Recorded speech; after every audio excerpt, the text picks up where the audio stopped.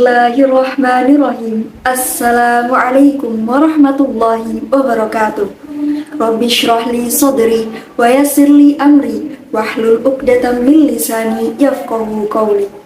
Alhamdulillahilladzi bi ni'matil iman wal islam wa nusallimu ala khairil anam sayyidina Muhammadin wa alihi wa sahbihi ajma'in. Amma ba'du. Segala puji hanya milik Allah Rabbi.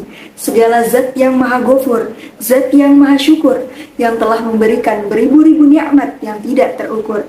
Nikmat iman, nikmat Islam, sampai nikmat sehat walafiat. Seandainya air laut yang ada di permukaan bumi ini kita jadikan sebagai tinta, pepohonan dan dedaunan kita jadikan sebagai sebuah kertas, niscaya tinta dan kertas tersebut tidak akan cukup untuk menuliskan nikmat yang Allah telah berikan kepada kita semuanya. Selanjutnya, salawat serta salam semoga tercurah limpahkan kepada Nabi yang kalau bukan karenanya lah Allah menciptakan alam semesta ini. Siapakah dia? Tidak akan dan tidak bukan, yaitu Nabi Muhammad Sallallahu Alaihi Wasallam.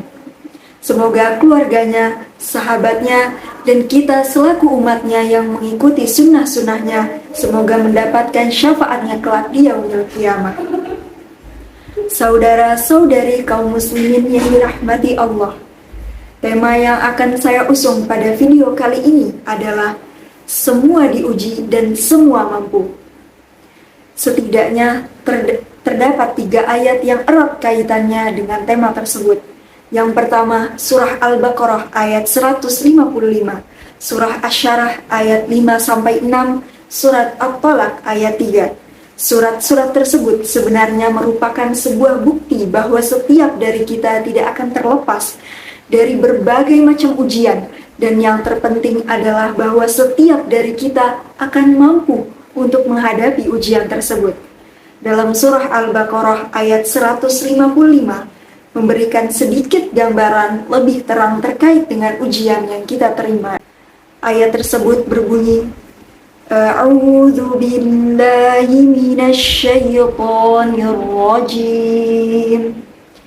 Bismillahirrahmanirrahim. وَلَنَبْلُوَنَّكُمْ بِشَيْءٍ مِّنَ الْخَوْفِ وَالْجُوعِ وَنَقْصٍ مِّنَ الْأَمْوَالِ وَالْأَنفُسِ وَالثَّمَرَاتِ وَبَشِّرِ الصَّابِرِينَ.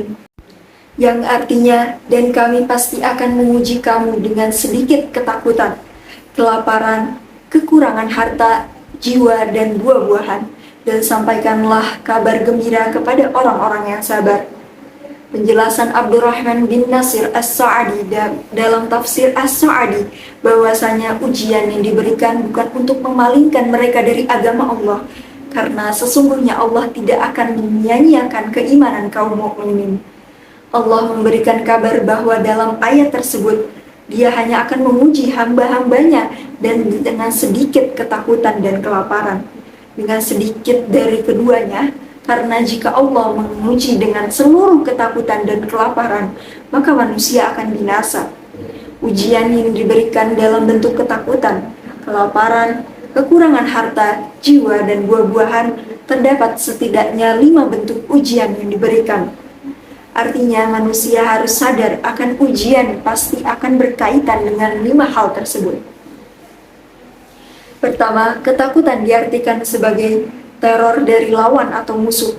Kedua, kelaparan yang berarti kekurangan bahan makanan. Ketiga, kekurangan harta dapat berupa kekurangan yang berbentuk harta spesifik, dapat dicontohkan seperti bencana dari langit, tenggelam, raja-raja yang zalim, perampok jalanan, dan lain sebagainya. Keempat, ujian dalam bidang jiwa dapat diartikan dengan meninggalnya orang yang dicintai, kerabat karib, teman sejawat, dan lain sebagainya. Yang kelima, ujian dalam bidang buah-buahan dapat diartikan sebagai hasil panen yang minim.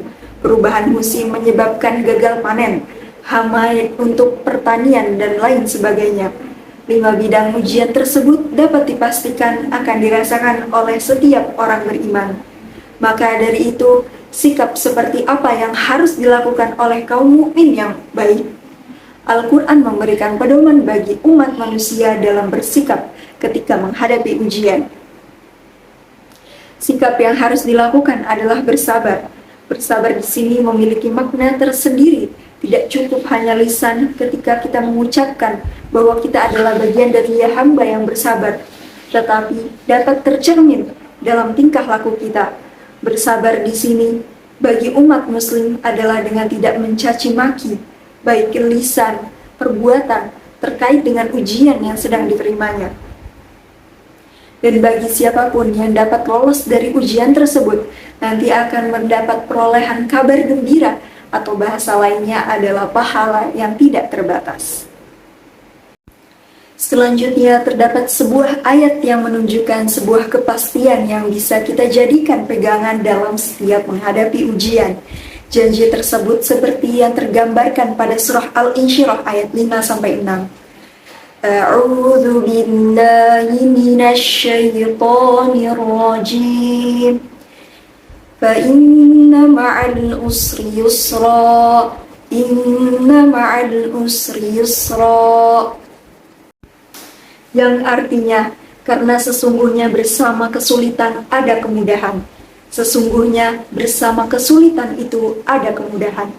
Lebih jauh menurut Quraisy Shihab dalam tafsir Al-Misbah, terdapat dua hal penting yang perlu diperhatikan dalam ayat ini. Pertama, kedekatan antara kesulitan yang dihadapi dengan kemudahan sesudahnya.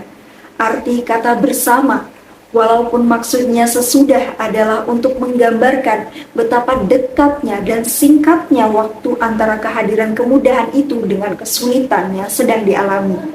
Kedua, terdapat dua kemudahan dalam satu kesulitan, sehingga dapat diartikan kesulitan tersebut merupakan satu kesulitan yang sama.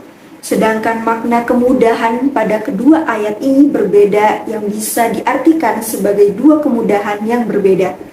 Sehingga jika dalam hal tersebut digabungkan, maka setiap satu kesulitan akan datang dua kemudahan.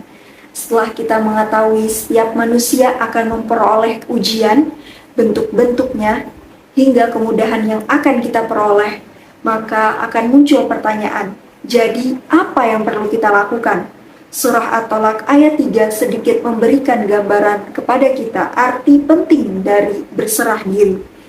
Setelah kita menerima ujian, kita telah sabar dalam menghadapinya, maka menjadi lebih sempurna apabila kita imbangi dengan tawakal. Yang akan saya bacakan, A'udzu billahi minasyaitonir rajim. Wa yarzuquhu min haitsu la yahtasib. Wa man yatawakkal 'alallahi fahuwa hasbuh. Innallaha balighu amrih. Qad ja'alallahu likulli syai'in qadra. Shadaqallahul azim. Yang artinya, dan memberinya rezeki dari arah yang tiada disangka-sangka. Dan barang siapa yang bertawakal kepada Allah, niscaya Allah akan mencukupkan keperluannya. Sesungguhnya Allah melaksanakan urusan yang dikehendakinya. Sesungguhnya Allah telah mengadakan ketentuan bagi tiap-tiap suatu. Bertawakal itu berarti berserah diri dan mempercayakan keputusan hanya kepadanya.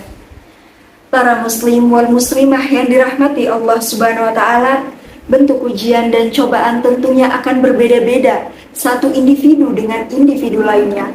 Hal ini dikarenakan kemampuan seseorang, keimanan seseorang berbeda satu dengan yang lainnya.